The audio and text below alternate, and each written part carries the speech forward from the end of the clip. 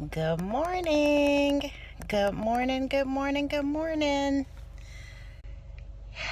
Good morning. Good morning. Good morning. You see some movement on your screen, and I do apologize. I'm in the process of grabbing me a new tripod. My little tripod had a malfunction. Good morning, Faith 343434. Good morning, Chimmy Chow. Lady V here. Gosh, guys, it took me a couple of days to come off of attending the Spotlight 2016 conference. It really did. It took me a couple days to just get my bearing because wow, it was truly life-changing for me. But more about Spotlight later.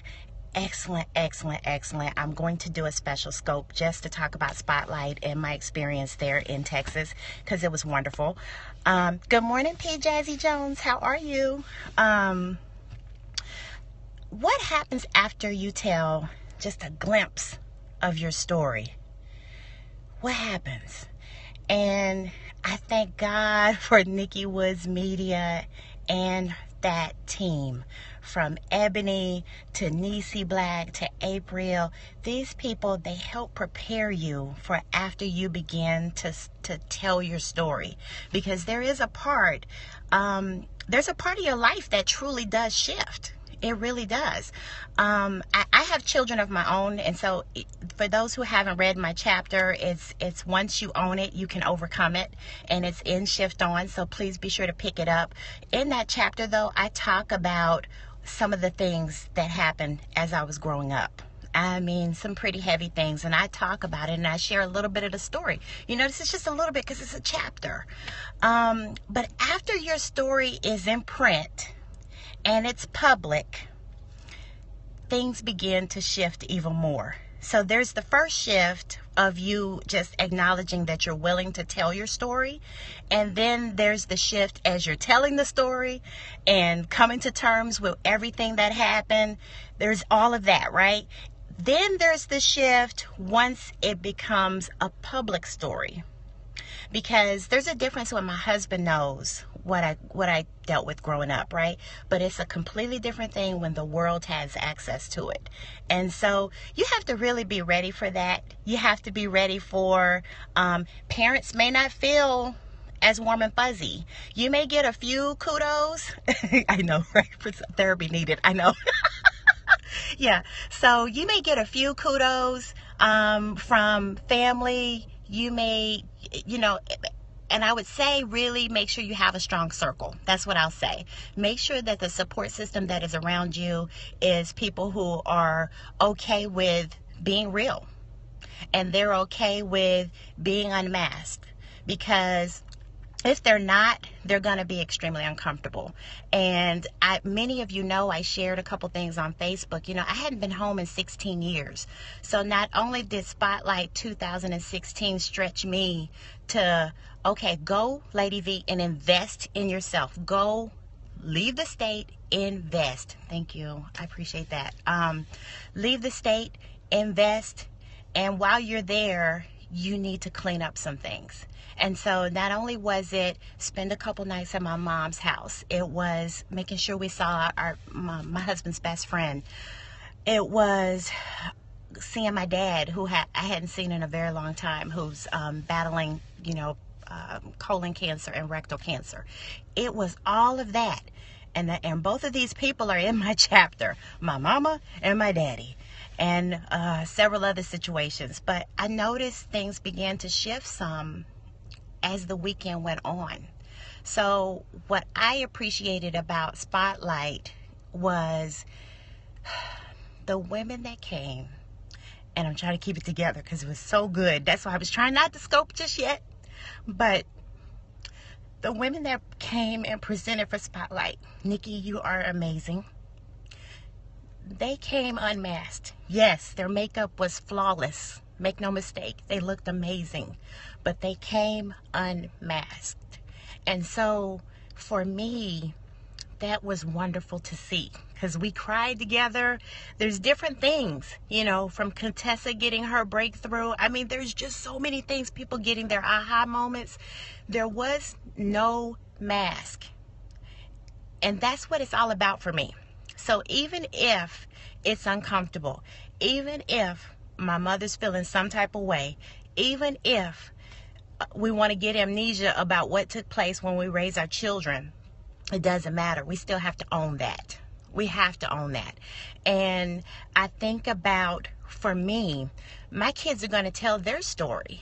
But what won't be fair is that when they tell their story, for me to be mad at them for telling their story. Kids, yeah, they hear what you tell them, but they see what you live.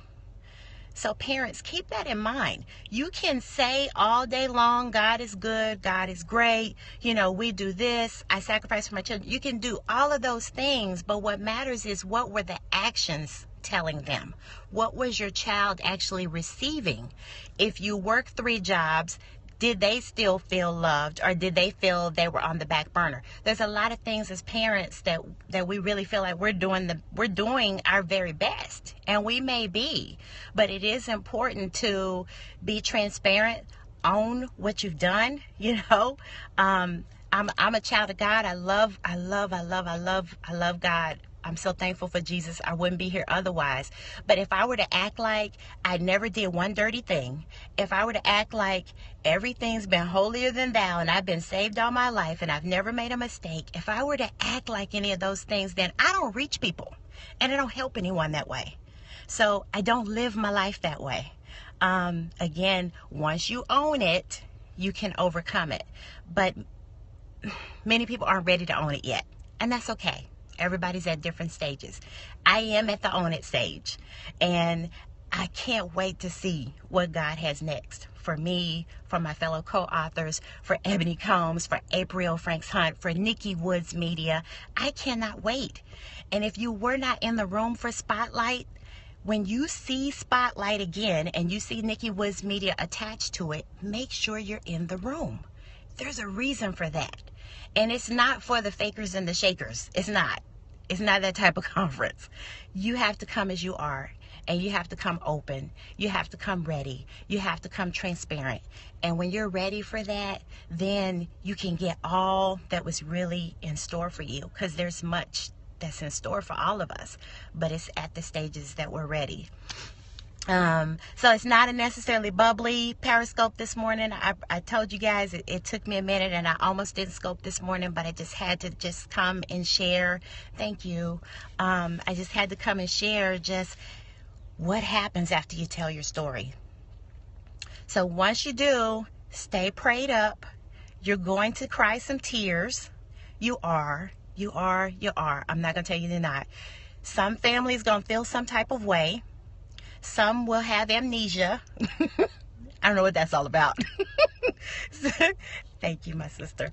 Some will have all of that, and you're going to deal with it. But that doesn't mean you don't need to tell the story. You still got to tell the story. Just because you're uncomfortable with my story doesn't mean I don't still need to tell it. So keep that in mind. Be prepared for that. Keep a good, strong support group around you. Keep those people that will tell you when you're wrong.